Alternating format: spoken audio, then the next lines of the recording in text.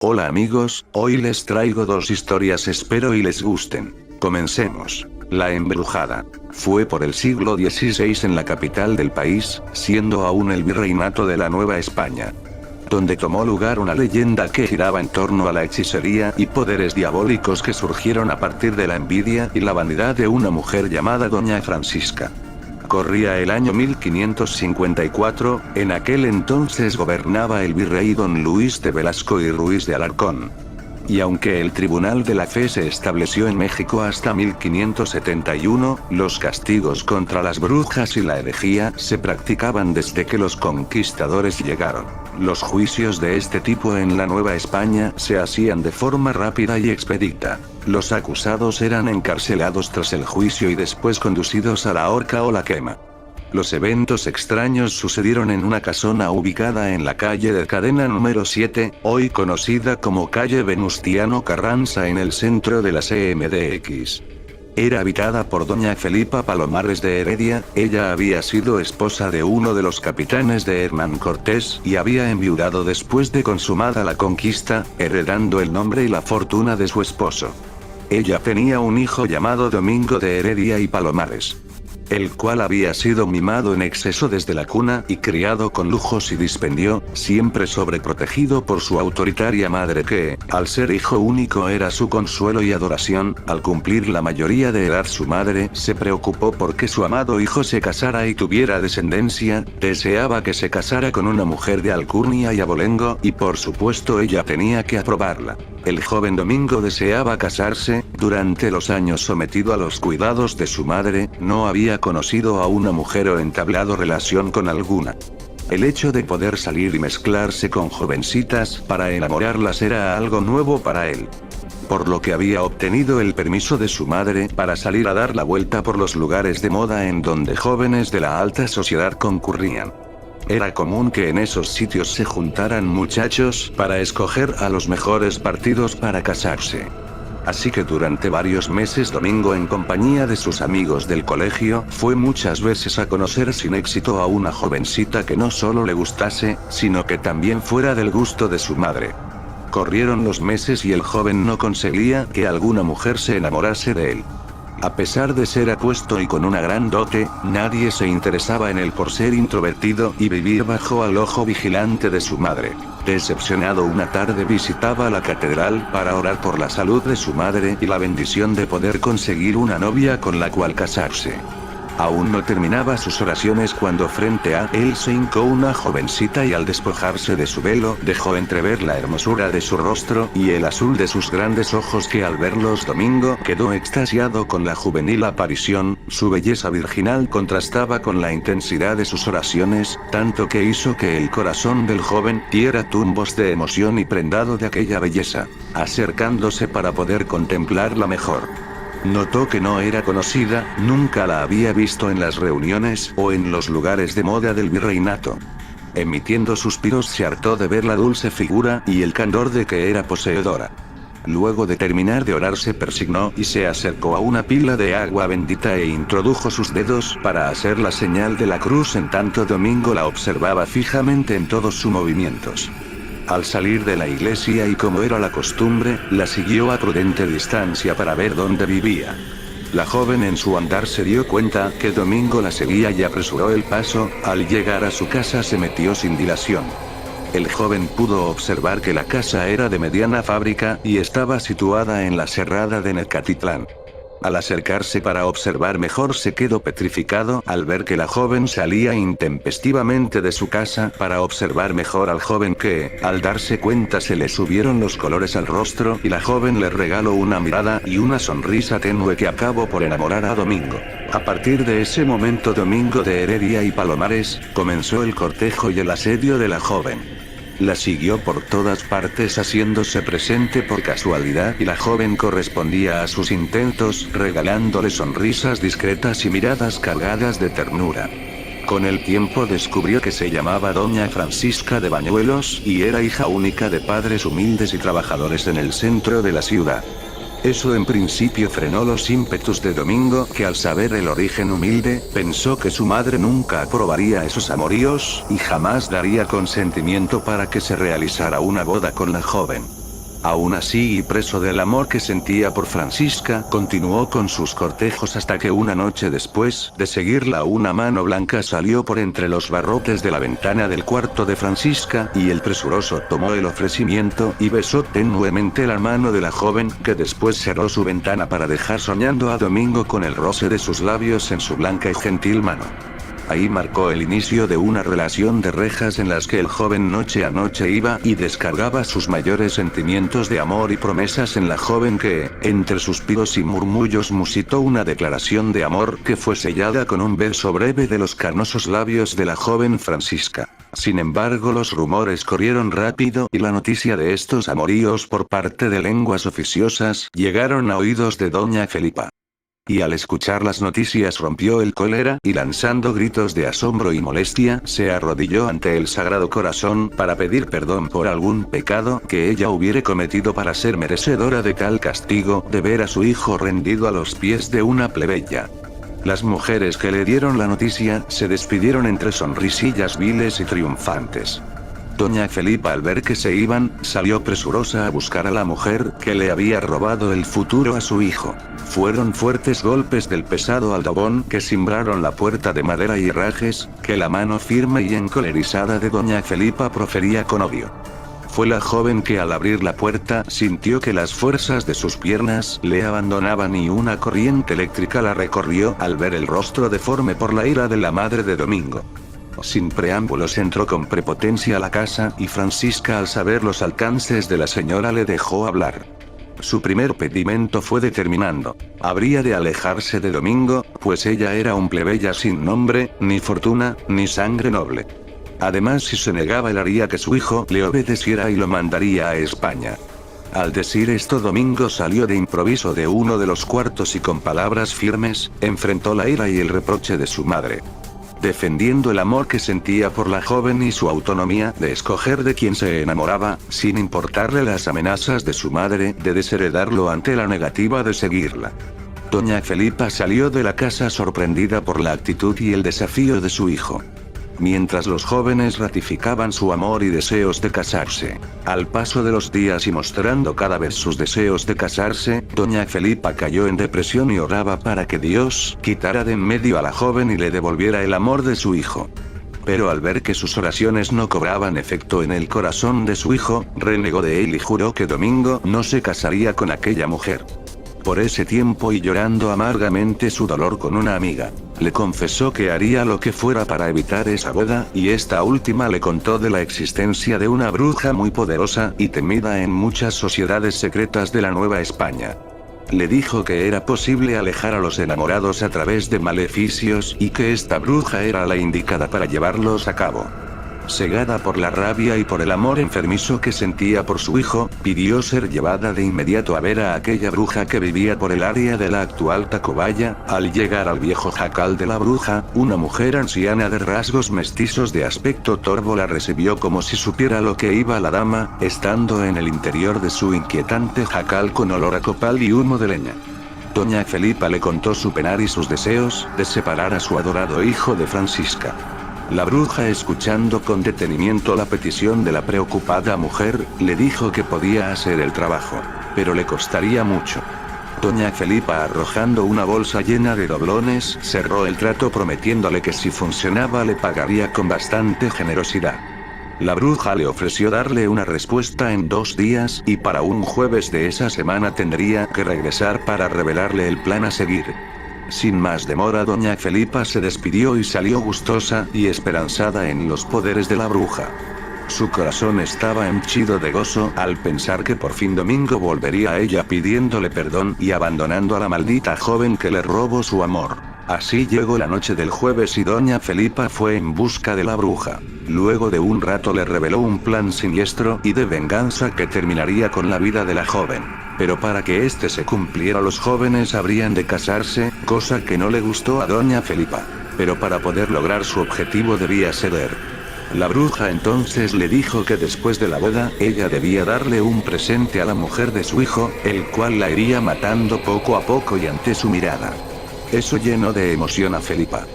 Así convinieron y luego de que su hijo se casara con la joven, estos fueron recibidos con alegría y resignación por doña Felipa. Disculpándose ante la pareja, les dijo que si Francisca no era de linaje, su belleza y su temor a Dios eran suficientes para ella. Así se dio una gran fiesta entre amigos e invitados para desearle felicidad a la nueva pareja entre murmullos de desaprobación de la sociedad novohispana que había asistido al convivio, al mismo tiempo que la reunión se llevaba a cabo. En la laguna de Macuaitlapilco, hoy barrio de la Candelaria, la bruja celebraba un ritual diabólico en el cual sacrificaba a uno de los patos que abundaban en aquel lugar. En total degolló a 7 de estas aves y cubrió con su sangre su cuerpo arrugado y rostro, en tanto hacía las invocaciones a Satanás para que le concediera un favor. Luego de terminar el ritual obtuvo de su señor la maldición que llevaría a cabo. Pasaron 3 días de la boda y mientras los jóvenes gozaban de dicha y felicidad, doña Felipa se acercó con un presente para su nuera. Era un cojín fabricado con telas de oriente y relleno de plumas, que era bastante agradable al tacto, que fue recibido con alegría y gratitud por la joven. Desde esa noche el cojín fue la almohada donde descansaba la cabeza de doña Francisca sin saber lo que le esperaba. Al día siguiente de levantarse, la joven se quejó de un inmenso dolor de cuerpo y de cabeza, causando la preocupación de Domingo y doña Felipa, que no escatimaron en brindarle cuidados y atenciones para el mejoramiento de su salud, mismos que fueron inútiles ya que conforme pasaban los días, la salud de la joven fue deteriorándose cada vez más sin que ningún médico lograse mejorarla. Día a día la extraordinaria y fresca belleza de la joven se fue marchitando. Pálida y desmejorada, no podía probar ningún alimento sin que lo devolviera en medio de sangre y coágulos negros que salían de sus entrañas. El cuerpo, que una vez gozara de espléndida forma, se fue tornando en una triste visión cadavérica, con la piel pegada a los huesos y ojos hundidos en profundas y negras ojeras. El rubio y abundante cabello se fue cayendo a puños lentamente hasta quedar con algunos pelambres que sobresalían de una cabeza llena de costras resecas. Fiebres y vómitos atormentaron a la pobre joven sin descanso. Domingo, en la desesperación, mandó traer a un médico muy respetado de Valladolid y luego de examinar su rostro, mostró una preocupación al dar el diagnóstico, pues la desdichada Francisca presentaba el aspecto de los esclavos y presos de las galeras y mazmorras, algo parecido al tifus o tabardillo en estado avanzado. Su destino estaba marcado por la muerte. Así pasaron unos meses y una tarde la desgracia cayó sobre la desafortunada Francisca, que murió en medio de terribles fiebres y dolores. Luego de los funerales, Domingo se encerró en su alcoba víctima de una gran depresión durante muchos días, apenas comía y se negó a la presencia de su madre, que comenzó a aborrecer al tratar de consolarle por la muerte de su amada esposa. La depresión dio paso a la locura y bajo el tormento de ver el lecho vacío en donde su esposa alguna vez durmió junto a él, hizo de su alcoba un santuario, abrazando y besando los lugares que ella tocó o los vestidos que ella vistió, y durmió sobre el cojín satinado relleno de plumas. Una de esas noches, Domingo se despertó sobresaltado luego de sentir frío en la alcoba y notó la presencia de algo sobrenatural y siniestro junto a su lecho. Al mirar, de entre las obscuras sombras de la habitación surgió la presencia de un ser descarnado. Sintiendo un terror absoluto, su quijada se trabó y el grito de horror quedó atorado en su garganta. Luego de correr arrastrándose sobre el piso de la alcoba, pudo ver que de entre la carne podrida del rostro, que dejaba ver una dentadura amarillenta y la cuenca vacía de donde debía ir un ojo, de aquella descarnada aparición se asomaba tenuemente la presencia de doña Francisca. Levitando por la habitación, el ser que vestía el atuendo gris y derruido que otrora fuera la vestimenta mortuoria de Francisca, se movía vaporosa al viento ante la mirada aterrada de Domingo. Con una voz de ultratumba le habló y le advirtió del cojín embrujado, el cual le provocó la muerte, chupándole la sangre poco a poco, enfermándola y finalmente llevándola a la tumba. Y que las autoras del atroz crimen fueron su madre y la bruja que conjuró al diablo. Antes de que la horrible aparición se diluyera entre las sombras, Domingo le lanzó un juramento de vengar su muerte. Siendo aún de noche, Domingo salió sigilosamente de la casa sin que nadie se diera cuenta y corrió a hacer una denuncia ante el Santo Oficio, explicando su situación y la advertencia que el ánima de su esposa le hizo. Los frailes inquisidores salieron a la tarde siguiente con órdenes de apresar a doña Felipa y perseguir a la hechicera. Se dirigieron a la casa de la dama y no la encontraron. Domingo presuroso tomó el cojín satinado y se los mostró a los inquisidores, los cuales de un tajo lo cortaron por la mitad, y cayeron al suelo cientos de plumas apelmazadas de ánade. Las plumas estaban pegadas con una masa apestosa y negra. Al ver aquella asquerosidad se percataron que se movía levemente y al pisarlo, este dejó salir un líquido rojo que chispeó el suelo y los pies de los presentes. El líquido era sangre. Mientras se hacía un enorme charco, las plumas parecían moverse como sierpes, buscando absorber la sangre que emanaba de ellas mismas. Aquel horrendo espectáculo fue visto con horror y asco por los inquisidores, que hicieron la señal de la cruz en tanto exclamaban: «¡Brujería!». En ese momento iba llegado doña Felipa, la cual al ver a los inquisidores con sus negras capuchas, y a Domingo viéndola con odio y pesadumbre, se hincó para pedir clemencia en tanto veía lo que su dinero había pagado. Una infernal brujería. Fue apresada, arrastrada a las mazmorras de la Santa Inquisición. Fue sometida a crueles torturas para que revelara la ubicación de la hechicera. Cuando se dio al dolor y la humillación, habló y los inquisidores despacharon una guardia para ir a apresar a la bruja. En un juicio sumario, se condenó a ambas mujeres a morir quemadas en la entonces Plaza de Santo Domingo. Doña Felipa Palomares de Heredia y la hechicera, cuyo nombre jamás se reveló, fueron humilladas y vejadas ante la mirada morbosa de decenas de personas que asistieron al tormento y muerte de las mujeres acusadas, mientras se leían los actos de herejía que cometieron y la muerte de la joven Francisca, crímenes por los que fueron acusadas.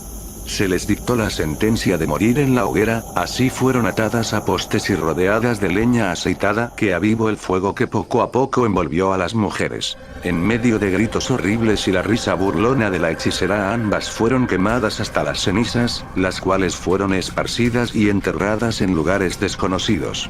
Durante muchos meses, Domingo Heredia y Palomares se encerró en su casona hundido en la depresión y la tristeza. La gente decía que vivía en vergüenza y solo por haber señalado a su madre y ser responsable de su horrible y avergonzante muerte. Pero lo cierto es que lloraba más la ausencia de Francisca. No se supo nada más de Domingo. La casa fue abandonada repentinamente y muchos aseguraban que el hombre se marchó a España llevándose pena y fortuna. Anhelos. Sería por los años 80 cuando mis tíos se conocieron. Ella, hermana de mi papá, vivía en una pequeña ciudad de Chihuahua y mi tío vivió algún tiempo en el centro del país. Sin embargo, su trabajo implicaba viajar por muchas partes de México, casi nunca estaba fijo en un solo lugar, su vida era hoteles y aeropuertos. Él era un hombre nómada desde muy niño, se había quedado sin padre y su madre no se ocupó de él. Así que recorrió el mundo. Cuando llegó a la ciudad de Chihuahua, conoció a mi tía y se enamoró de ella. Con el tiempo se casaron y se quedaron a vivir ahí. Tiempo después mi tío fue avisado que su mamá estaba muy enferma, tenía demencia senil y ya no reconocía a la gente, por lo que necesitaba cuidados. Sin demora mis tíos emprendieron el viaje a una pequeña ciudad de Puebla en donde vivía la mamá de mi tío junto con su hermana, una señora ya mayor que se hacía cargo de ella. Como era de esperarse, la señora no lo reconoció y vivía en una situación precaria, así que tomaron la decisión de quedarse a vivir ahí para ver por ella en tanto pasaba a mejor vida. Desde que llegaron a vivir ahí, la tía con la se crió su esposo la trataba muy bien, tanto a ella como a su sobrino que era su adoración y se desvivía en atenciones por él. Mi tía, para corresponder un poco a la hospitalidad de la señora, se ofrecía a ayudarle en los quehaceres de la casa, a lo que se oponía la tía política. Mi tía siempre fue independiente y había dejado su empleo de gobierno para casarse y mudarse con mi tío a Puebla. Todo en principio era armonioso en la casa y finalmente después de un tiempo se da cuenta que está embarazada. Noticia que fue recibida con alegría por mi tío y la señora tía. Sin embargo, un día que se metió a la cocina para prepararse un té, pudo escuchar una conversación entre la vecina y la tía política, en donde esta última se quejaba de que ella no hacía nada en la casa, que al ser ella del norte era muy mandona y que exigía mucho, que era muy atenida. En ese momento se dio cuenta de la doble cara de la señora. Sin reclamar puso distancia entre ella y la señora. La relación se tornó algo tensa entre ellas. Fue por ese motivo que le pidió a mi tío que regresaran a Chihuahua. Para cuando volvieron ella tenía unos 4 meses de gestación, sin embargo al estar allá, tuvo un aborto y perdió el bebé repentinamente. Una de las cosas más extrañas era que visitaban a la mamá del tío cada año y cada vez que regresaban mi tía iba embarazada y a los días de estar en su casa ella invariablemente perdía a los bebés. Luego de perder al cuarto, visitaron varios médicos nuevamente para saber el motivo de los abortos espontáneos. Nunca hallaron la causa aparente que los llevara a pensar que ellos eran el problema, médicamente estaban perfectamente sanos. Mi abuelo, el padre de mi tía, era un hombre supersticioso y pensó que quizá su hija tenía alguna clase de trabajo de brujería, era mucha casualidad y su intuición lo hizo llevarla con una curandera para que la pudieran ayudar. Así y luego de unas limpias y prácticas de clarividencia, la curandera determinó que la tía de su esposo le había impuesto un mal. A través de la comida la había estado envenenando para que no pudiera tener hijos o los abortara. Le hicieron varias curaciones y aparentemente todo funcionó ya que se embarazó nuevamente y en los primeros 5 meses todo transcurrió con normalidad. Sin embargo en ese tiempo le avisan a mi tío que su mamá estaba muy grave. Sin demora tuvieron que ir a Cholula, ella antes de irse se fue bien protegida por la curandera. No quería quedarse a pesar de las advertencias de mi tío y mi abuelo. Al llegar con la señora, notaron que en efecto estaba muy mal de salud y decidieron trasladarla a Chihuahua para darle mejores cuidados. Así lo hicieron, luego de regresar e instalar a la señora. Mi tía fue a ver a la curandera y para su sorpresa esta había muerto sola en su cuarto, según las vecinas un día la encontraron sin vida tirada en un impresionante charco de sangre. Luego de saber esto, mi tía sintió una profunda pena que hizo que le subiera la presión y para su desgracia al día siguiente pierde nuevamente al bebé. Luego de esta pérdida ambos terminaron muy mal, se hundieron en una espiral de tristeza que los llevó a tomar la decisión de no tratar de procrear a otro bebé. Pasó el tiempo y la salud de la mamá del tío mejoró, pero no se recuperó de la demencia, a veces tenía momentos de lucidez en las que platicaba y decía cosas agradables. Todo iba bien en la familia y un día recibieron una triste noticia. La tía política estaba enferma y muy grave. Así que tanto mi tía y su esposo salieron rumbo a Cholula para verla. Habían pasado 10 años desde la última vez que estuvieron ahí y recordaron los penosos momentos sufridos. Mi tía nunca le tuvo rencor a la señora por lo que le hizo, pero en esa ocasión sus sentimientos cambiarían. Al llegar a la casa todo estaba ruinoso, la señora estaba paralizada del cuerpo y apenas podía hablar emitiendo balbuceos y derramando baba por todo su cuello, tenía que usar pañal todo el tiempo por la incontinencia que tenía y el cuarto donde estaba, apestaba a orines rancios y excremento, el colchón donde dormía era asqueroso, todo lleno de manchas y podredumbre. El cuarto no era mejor. Estaba repleto basura, trastes, pañales sucios y cucarachas que salían por todos los rincones. Al ver el penoso estado de la tía, no evitaron sentir lástima y no escatimaron en cuidados, incluso mi tía la cuidó hasta que falleció semanas después. Luego de enterrarla regresaron a Chihuahua. Una tarde que mi tía alimentaba a su suegra, esta última tuvo un momento de lucidez y entre lágrimas recordó algo y le reveló una escalofriante verdad. Ella se dio cuenta como su hermana le tenía mucha envidia y coraje por haberse casado con mi tío, ella se dedicaba a practicar abortos y ella no fue la excepción. La envenenaba lentamente con la comida para que no pudiera retener al bebé. Como era una mujer amargada nunca encontró el amor o tuvo hijos, mi tío era su consuelo e incluso intuía que estaba enamorada de él, soñaba con tener una relación incestuosa con su sobrino cada vez que iba a la casa. Ella se relacionó mucho con el tema de la brujería para hacer mejor su trabajo de espantasigüeñas y mi tía sufrió las consecuencias de ese odio y envidia. Ella, sintiendo un rencor tremendo por la fallecida, la maldijo. Aunque después de un tiempo logró perdonarla. Con el tiempo mis tíos recibieron la dicha de ser padres de corazón al cuidar a 5 chiquillos, todos sobrinos. Por alguna razón todos ellos, incluyéndome, los llegamos a ver como a unos verdaderos padres. Como dato curioso, ellos tuvieron 5 pérdidas cuando intentaban ser padres. Muchas gracias por ver el video, buenas noches.